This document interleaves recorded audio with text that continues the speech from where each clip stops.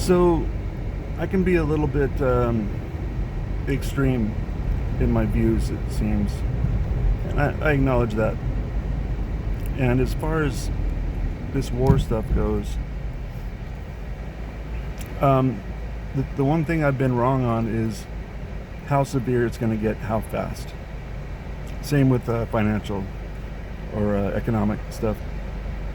And it's not that those things aren't going to pop off eventually. They are, but it's going slower than I thought, which is good. Especially with the financial stuff, because we have something like a $50 trillion bubble of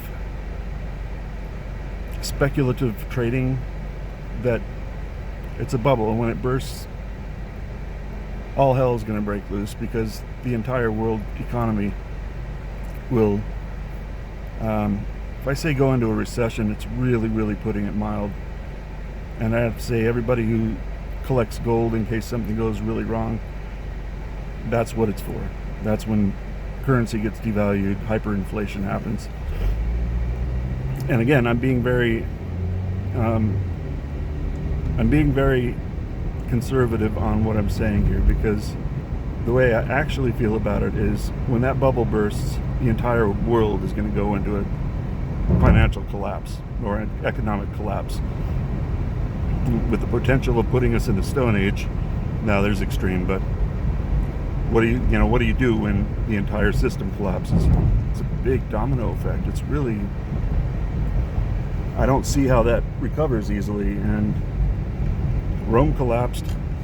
The fall of Rome happened.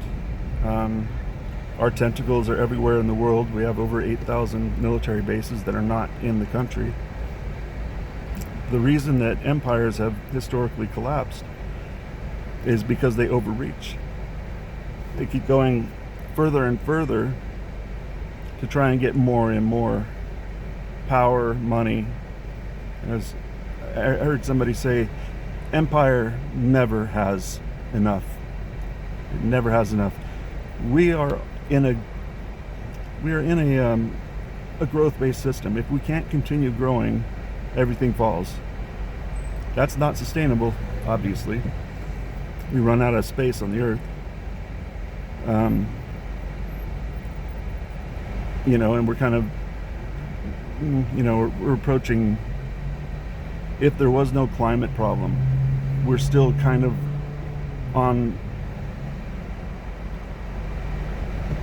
we're going to overpopulate the earth, even if the climate doesn't go into runaway climate change. And I don't know how long that is, but even the most conservative people say that the earth can't support more than 10 million or 10 billion people. And we're already almost at 8, I think. There's still the possibility of,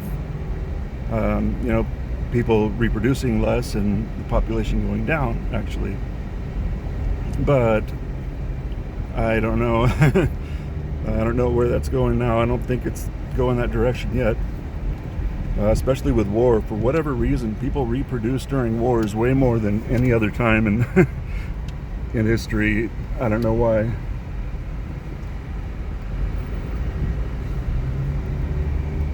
Sorry, driving here. So that's the financial part of things. If this war pops off, and already just this little bit of, well, it's a lot, it's going to cause us to go into our oil reserves, and that's just the first punch being thrown, and who knows who threw it right now. But if they attack Iran's oil, which we don't use currently, it's just going to be a domino effect, because we're at a point where we're so dependent on oil. If we don't have enough of it, that too will bring us down economically. I don't mean a little bit. I mean, if we don't get enough oil, we fall apart, and in a hurry. Our economy is held together with Scotch tape on the back of Velcro.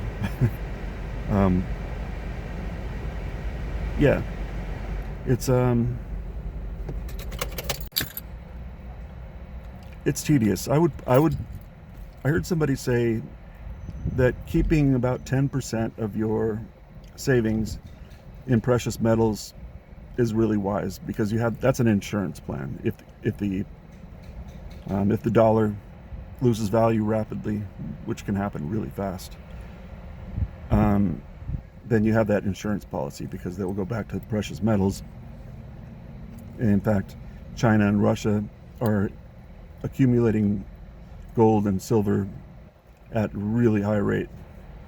So I don't know if they know something we don't. At least they know that gold is the old standard.